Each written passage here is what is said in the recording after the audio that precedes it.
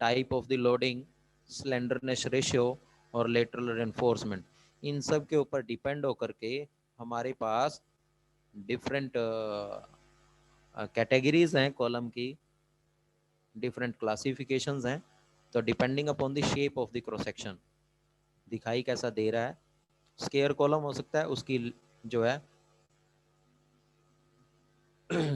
जो विड्थ है और उसकी जो थिकनेस है, क्योंकि लेंथ तो हम यहाँ बोल नहीं सकते, विड्थ और थिकनेस की बात करेंगे थ्री डायमेंशनल में, तो दोनों बराबर होंगी। स्क्वायर कॉलम हो गया। रेक्टेंगुलर जो है उसका जो क्रॉस सेक्शनल शेप है वो चेंज हो रही है, एक दूसरे से बड़ी है, लेंथ ज़्यादा है, विड्थ कम है। सर्कुलर कॉलम हो सकता है, पेंटागनल हो सकता है, हेक्सागनल हो सकता है, ऑक्टागनल हो सकता है, टी शेप हो सकता है, एल शेप हो सकता है। कॉलम में B of these cross sections depending upon the material of construction, कि हम किस टाइप का मटेरियल कॉलम को बनाने के लिए यूज कर रहे हैं। What type of material is to be utilised for the construction of a vertical compression member. तो wood can be taken as a vertical member, in that case it is to be known as timber column. Brick masonry से आप column बना सकते हैं, then it is to be known as masonry column. Reinforce cement concrete, concrete और steel को एक साथ use कर लिया, आरसीसी कॉलम्स हमारे पास हो गए। I section, I section, L section, channel sections, channel sections को जोड़ करके मॉडिफाइड फॉर्म करके जो है आपने यूज कर लिया स्टील कॉलम्स, यानी स्टील मेंबर्स को आपने यूज कर लिया तो स्टील कॉलम्स। कंपोजिट, इनमें से किसी को भी मिला लिया, आरसीसी और स्टील को एक साथ मिला लिया, टिम्बर और स्टील को एक साथ मिला लिया, means more than two materials.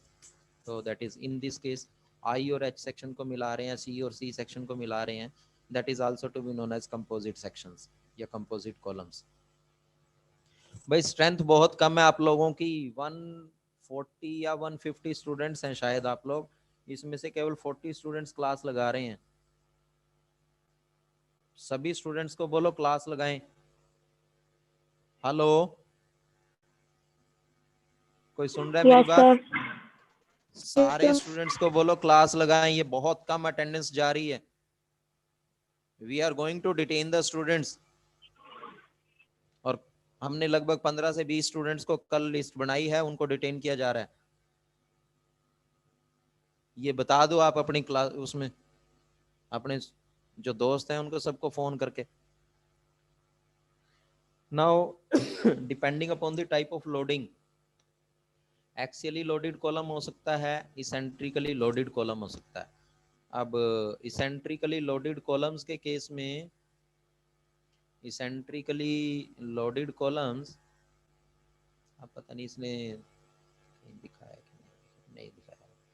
Eccentrically means जहां पर कॉलम का सेंटर आ रहा है, जहां पे एक्चुअल में लोड आना चाहिए, तो दैट पॉइंट अगर हम उसी पे लोडिंग कर रहे हैं या within the tolerance limits loading कर रहे हैं, then it is to be known as axially loaded columns. Eccentricity, column की इसेंट्रिसिटी होती है एक पॉइंट की, यहाँ पर यहाँ तक मैक्सिमम आप जो है लोड डाल सकते हैं कि उसमें डिफ्लेक्शन नहीं होगी। अगर विद इन दैट लिमिट्स अगर आप लोडिंग कर रहे हैं, that is eccentrically loaded column. Eccentrically loaded columns के लिए भी लिखा है उसने, in which the loads do not act on the longitudinal axis of the column. Longitudinal axis पे तो काम नहीं कर रहे, but they are eccentric, they are subjected to direct compressive stresses and bending stresses both. Eccentrically loaded columns may be subjected to uniaxial bending or biaxial bending depending upon the line of action of load with respect to the two axes of column section. It means हमारे पास एक ऐसा zone होता है column में जहां पर हम जो है कॉलम का लोड या कॉलम के थ्रू लोड ट्रांसफर करते हैं, अगर विद इन दैट आपकी एक्सिस लाई कर रही है, that is to be known as eccentrically loaded column. अगर आप उसे बाहर जाने की कोशिश करेंगे तो आपका column failure will be there. अब सेकंड जो नेक्स्ट जो क्राइटेरिया है कॉलम की क्लासिफिकेशंस के लिए, that is slenderness ratio. Slenderness ratio सबसे पहले तो हमें ये ये आपका पता एरिया है। निकालने का फार्मूला हुआ है हेरेंस फार्मूला। हाँ जी निकाला कीर्ति उससे? लाल जी।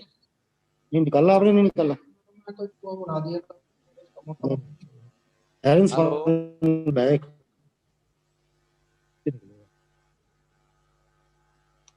तो आपने स्लेंडरनेस रेशियो के ऊपर डिपेंड होकर के दो कॉलम आपके पास बनते हैं, एक शॉर्ट कॉलम और एक लॉन्ग कॉलम। अब मैं स्लेंडरनेस रेशियो की आपको डेफिनेशन पहले बताता हूँ, फिर बाद में हम इसकी जो शॉर्ट कॉलम और लॉन्ग कॉलम के डेफिनेशन है वो कवर करेंगे। First of all, slenderness ratio is the ratio of effective length of the effective length of the column to the least lateral dimension। इसका क्या मीनिंग हुआ? Effective length of the column, ये क्या आपको screen change की है मैंने, ये दिखाई दे रही है क्या? Yes sir. Yes sir. इसमें कॉलम्स वर्टिकल लाइंस दिखाई दे रही हैं डॉटेड? Yes sir. ठीक है। तो अब इस केस में क्या हो रहा है, देखो नीचे भी सपोर्ट लगी है, ऊपर भी सपोर्ट लगी है, और एक वर्टिकल डार्क लाइन है, वर्टिकल डार्क लाइन। हम इसको अगर ऊपर से लोड डाल रहे हैं तो ये जो वर्टिकल मेंबर है ये डॉटेड लाइन की तरह डिफ्लेक्ट होने लगेगा, ऐसे डिफ्लेक्शन आ रही है इसमें। ये एक्चुअल में आपके जितने भी कॉलम्स हैं वो इनमें से किसी ना किसी शेप में लोड कैरी करते हैं। अब ये है यहाँ ऊपर सपोर्ट से डाउन डाउन सपोर्ट जो है, दिस में भी foundation.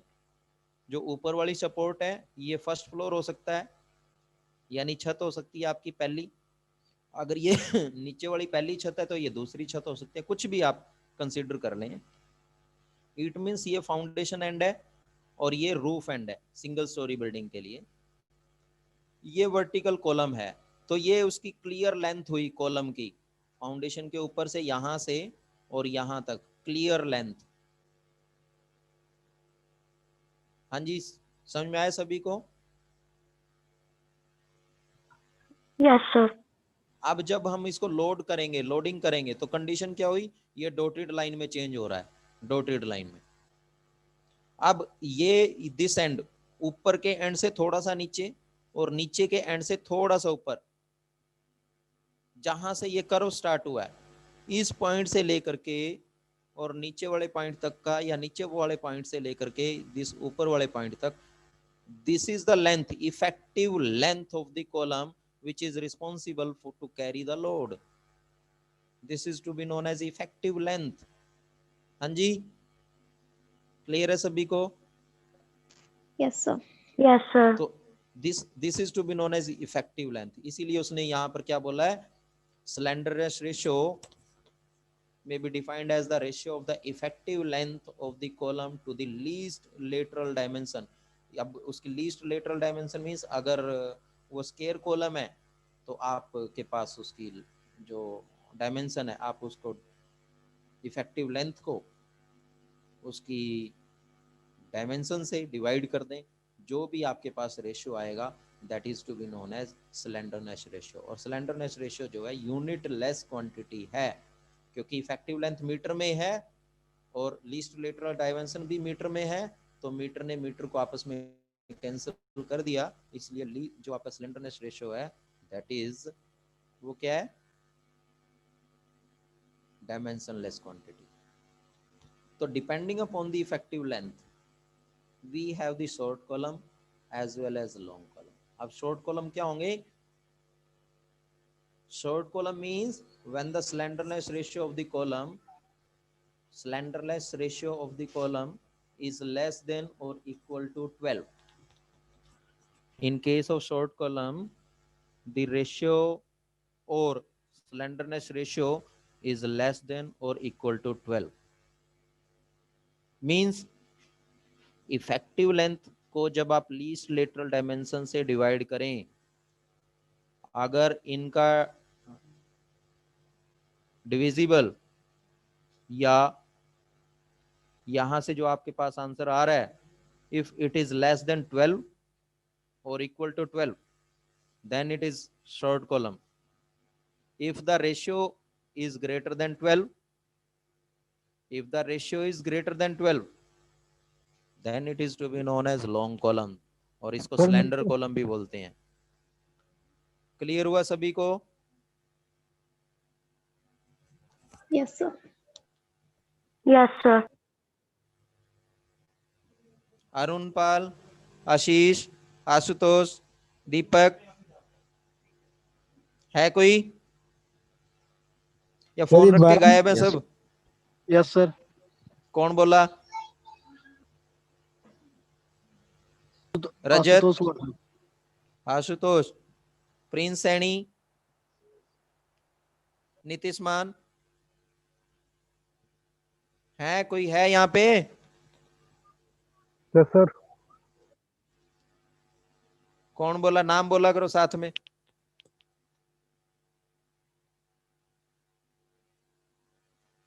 Ankit Saini, Shubham, Shubham mic on करो. Lateral entry Shubham. सब गायब हो जाते हैं फोन रख के. हेलो, शुभम बोल रहा हूँ सर. हाँ जी, कौन कौन है? शुभम समझ में आ रहा है? हाँ जी. Yes sir. हाँ जी सर, आ रहा है. विपिन आ रहा है? यस सर, आ रहा है सर ठीक है, समझ में. ठीक है. अब जो नेक्स्ट पॉइंट है बेटा, that is depend classification of the column depending upon the reinforcement. It means lateral reinforcement. अब हम आरसीसी का सब्जेक्ट पढ़ रहे हैं, तो आरसीसी के सब्जेक्ट में बेटा ये तो क्लासिफिकेशन की बात थी. आपको 3 तरीके से कॉलम डिजाइन करने हैं, स्क्वायर कॉलम, रेक्टेंगुलर कॉलम और सर्कुलर. ये 3 आपको डिजाइन करने हैं इन केस ऑफ आरसीसी, और ये आपके पढ़ने के लिए हैं. टिम्बर है, मशीनरी है, या जो है स्टील कॉलम है, ये सिर्फ आपको याद रखने हैं. आपने सिर्फ एक्सियली लोडेड कॉलम को डिजाइन करना है. इसेंट्रिकली लोडेड कॉलम्स आपके सिलेबस में नहीं है. You have only axially loaded columns. अब देखो सारी चीज मिक्स हो गई. आपने आपके सिलेबस के हिसाब से आपने क्या करना है? Square column, rectangular column, circular column को डिजाइन करना है. और क्या करना है? आरसीसी कॉलम्स की फॉर्म में डिजाइन करना है. किस टाइप की लोड डालनी है? Axially loaded column axially load करना है. देन आपके पास शॉर्ट कॉलम का डिजाइन है, लॉन्ग कॉलम का नहीं है. देखो आप सारा कुछ मिक्स हो गया. अब क्या याद रखना आपने? As per your syllabus, first one column होता है. कौन सा कॉलम? Axially loaded column. किस टाइप का? आरसीसी का. कौन सी शेप का? स्क्वायर का, रेक्टेंगुलर का या सर्कुलर का. क्या होगा? शॉर्ट कॉलम होगा. स्लेंडरनेस रेशियो उसका 12 या 12 से कम होगा. ये डिजाइन आपने करना है. समझ में आया सभी को? Yes, sir. Yes, sir. Classification सारी पढ़नी है, लेकिन डिजाइन, क्लासिफिकेशन तो सारी पढ़ोगे लेकिन डिजाइन मैंने जो बताया वो करना. अब बात आई depending upon the lateral enforcement. 2 type की रेनफोर्समेंट होती है, एक लॉन्गिट्यूडनल रेनफोर्समेंट होती है, एक लेटरल रेनफोर्समेंट होती है. अब they can also be classified according to the manner in which the longitudinal steel is laterally supported or tied. उसको बांधा कैसे गया. Longitudinal reinforcement is to be known as main reinforcement. Column with longitudinal steel and lateral ties, column with longitudinal steel and spiral ties. ये इनको थोड़ा सा ध्यान से आपको रखना पड़ेगा. मैं एक बार आपको स्क्रीन पे दिखाता हूँ.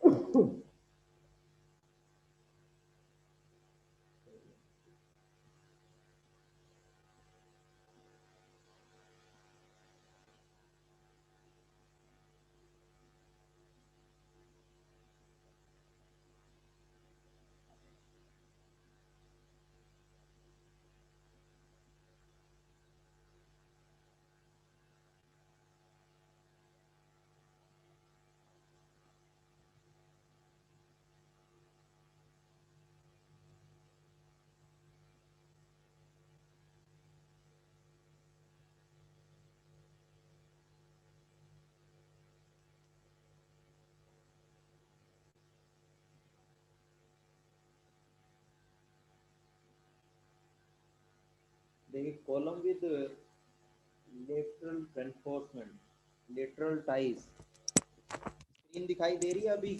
इमेजेस इसमें बहुत सारी। Yes, sir. देखो, लेटरल टाइज का मीनिंग है जो आपने बीम के केस में स्टीरप्स पढ़ी होंगी, STIRRUPS, स्टीरप्स पढ़ी है?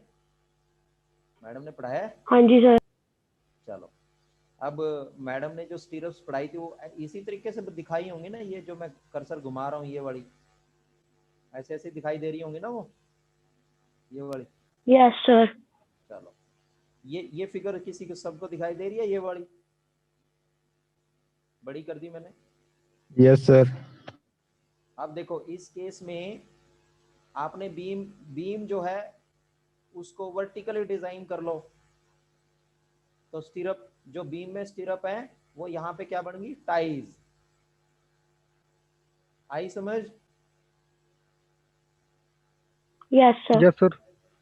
तो जब हम इस तरीके से ये बांधने का तरीका है हमारा, कॉलम की रेनफोर्समेंट, वर्टिकल रेनफोर्समेंट, ये चार आपको स्टील दिखाई दे रहे हैं, वर्टिकल रेनफोर्समेंट, और ये हॉरिजॉन्टल रेनफोर्समेंट जो है डार्क कलर कर रखा है, this is to be known as horizontal ties, और इन वर्टिकल टाइज को हमने हॉरिजॉन्टल टाइज के साथ बांध रखा है। तो ठीक है, दीज आर लेटरल टाइज जो हैं, इनको हम, ये लॉन्गिट्यूडनल रेनफोर्समेंट है और ये लेटरल रेनफोर्समेंट है। मेन रेनफोर्समेंट को इस तरीके से बांधें तो आपका फर्स्ट पॉइंट है, अगर हम column with longitudinal steel and lateral ties, column with longitudinal steel and lateral ties, इस तरीके से बांधा, आपस में दोनों का कोई कनेक्शन नहीं है, फर्स्ट टाई का सेकंड टाई से नहीं जुड़ी हुई, लेकिन लॉन्गिट्यूडनल रेनफोर्समेंट को दोनों ने बांध रखा है। अब बात आई हेलिकल टाइज।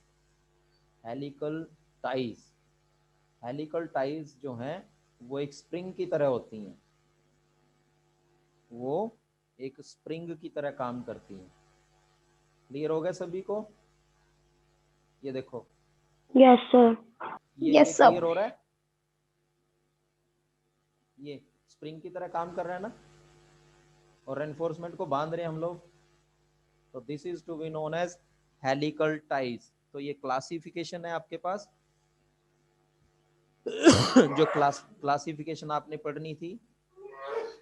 उसके बाद नेक्स्ट टॉपिक है आपका जो आपको स्टडी करना है, that is effective length of the column. Effective length में आपको स्लेंडरनेस रेशियो पढ़ना है। अब effective length of the column, ये आपका आईएस कोड अगर आप 456 देखें, आईएस कोड अगर आप 456 देखें, ये स्क्रीन नजर आई क्या सभी को? Plain Yes, and sir. Reinforce दिखाई दे रही है? ये स्क्रीन 456 2000 लिखा हुआ है, इसमें बेटा आपने, इसमें कंप्रेशन मेंबर्स के नाम से एक यूनिट है, वो आप जरूर पढ़ लें, क्योंकि आपका पास जो भी एग्जाम में क्वेश्चन आता है आप 456 एग्जाम में लेकर के बैठ सकते हैं, और आपका जो डिज़ाइन है वो 456 के थ्रू डिज़ाइन कर सकते हैं। डिज़ाइन क्राइटेरिया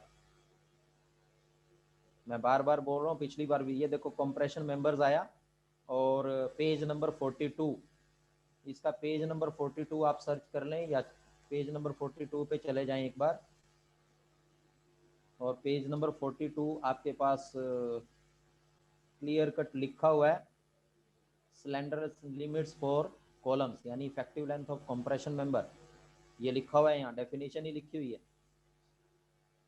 और स्लेंडरनेस रेशियो यहाँ से उसने हमें बताया है, इसके लिए उसने बकायदा हमें फिगर्स भी बना करके दी। अब फिगर कौन से पेज पे है वो हो सकता है इन्होंने रिवाइज किया है इसको, कुछ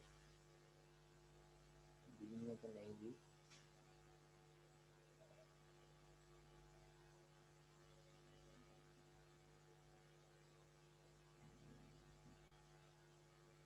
एक मिनट जरा अभी होल्ड रखो, मैं आपको बताता हूँ इन्होंने कोई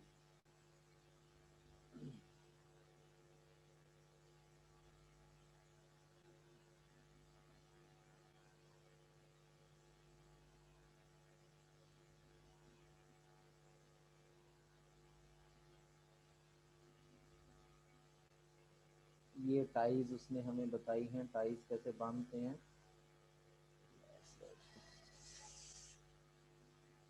अनेक्सर लगाया।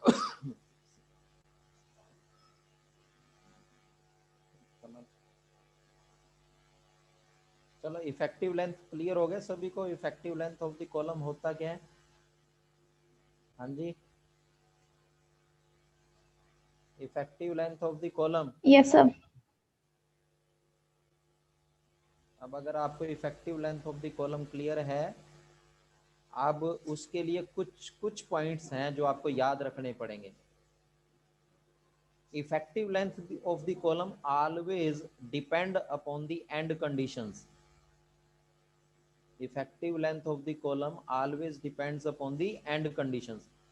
ये एंड कंडीशन दिखाई हुई है, फर्स्ट, सेकंड, थर्ड और फोर्थ। फर्स्ट में क्या है? Rotation fixed, translation fixed. Second में rotation free, translation fixed. Third में rotation fixed, translation free.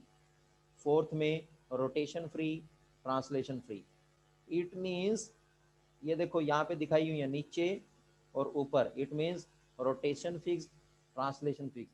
Fix column है ये, नीचे भी फिक्स है, ऊपर भी फिक्स है। ना तो हॉरिजॉन्टल प्लेन में मूव कर रहा है, ना वर्टिकल प्लेन में मूव कर रहा है। Second, rotation free, translation fixed. Rotation free, translation fixed, किसी एक प्लेन में मूव कर रहा है। थर्ड, रोटेशन फिक्स्ड, ये रोटेशन फिक्स्ड है, ट्रांसलेशन फ्री है। इसमें दोनों तरफ हिंज दिखाए हैं, रोटेशन भी है, ट्रांसलेशन भी है। तो इस तरीके से depending upon these and conditions, the theoretical values of k or recommended values of k, it means 0.5, 0.7, k into l. L is clear length of the column, k से मल्टीप्लाई कर लो 0.5 टाइम्स ऑफ l। मान लो 5 metre का column है और उसकी rotation और translation दोनों fix हैं, उसकी इफेक्टिव लेंथ होगी 0.5 टाइम्स ऑफ क्लियर लेंथ। आपने 5 मीटर लिया तो 0.5 इंटू 5, तो 2.5 मीटर्स आ गई। इसी तरीके से रोटेशन अगर उसकी फ्री है, रोटेशन फ्री है, ट्रांसलेशन फिक्स्ड है, तो in that case your effective length will be 0.7 times of the clear length. तो 0.7 इंटू 5 मीटर आपने लिया है, तो that is effective length of the column will be 3.5 metres. अगर ये वाली पोजीशन है, effective length of the column is always equal to the clear length of the column. हाँ जी, कंसेप्ट समझ में आया सभी को कि ये यस सर। क्या होगा? उसके बाद बेटा आपकी इसमें ना एक अभी जो हम IS कोड देख रहे थे, we are going through IS code, और IS कोड में पेज नंबर 42 अभी हमने देखा था। पेज नंबर 42 पे आप एक बार ध्यान देना, यहाँ पर लिखा है स्लेंडरलेस लिमिट क्या होगी कॉलम की। The unsupported length between end restraints shall not exceed 60 times the least lateral dimension of the column। हमें बांध दिया, स्लेंडरनेस रेशियो बता दिया उसने हमें, ये भी ध्यान रखना है। क्लियर है? Hello hello, Yes, sir. Slenderness ratio की लिमिट्स उसने हमें प्रोवाइड कर दी, ये पता लग गया आपको। पेज नंबर 42 आपने स्टडी करना है।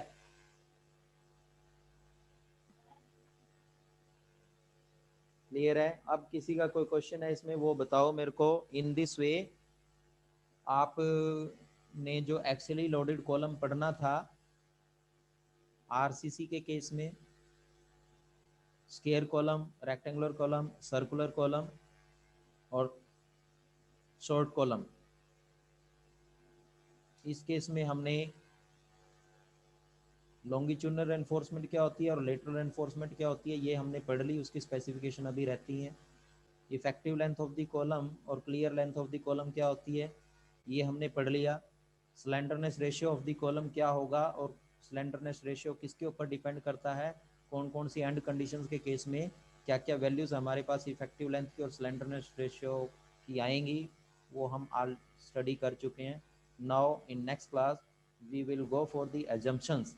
हम एक्चुअली लोडेड कॉलम डिज़ाइन करने के लिए क्या एजम्पशन लेते हैं, स्पेसिफिकेशन हमारे क्या कहती हैं, नॉमिनल कवर्स क्या होंगे, ये सब पढ़ेंगे और उसके बाद हम डिज़ाइन करेंगे। किसी का कोई क्वेश्चन? किसी का कोई question? No sir. No sir. समझ में नहीं आ रहा तो क्वेश्चन नहीं होता, समझ में आएगा तो क्वेश्चन हो जाएगा ना। हाँ जी, नहीं सर, आ रहा है समझ। समझ आ रहा है। Yes sir. चलो सभी स्टूडेंट्स अब क्या करें, ये बेटा मैंने आपको बताया है, या तो मेरे को क्लियर कट बता दें कि sir we have the IS 456 with us, हमारे पास IS 456 की कॉपी है, चाहे वो सॉफ्ट कॉपी है चाहे वो हार्ड कॉपी है, या तो बता दें, अदरवाइज आप मेरे को जो है व्हाट्सएप कर दें कि सर हमें IS 456 चाहिए, तो मैं भेज सर दूंगा। है कॉपी। कॉपी है बेटा? कॉपी है सर। हाँ जी sir.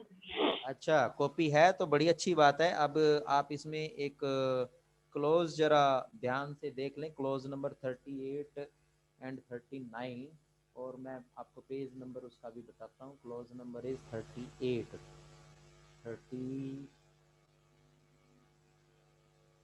This is 38, page number 69 70 and 71, page number 69 70 and 71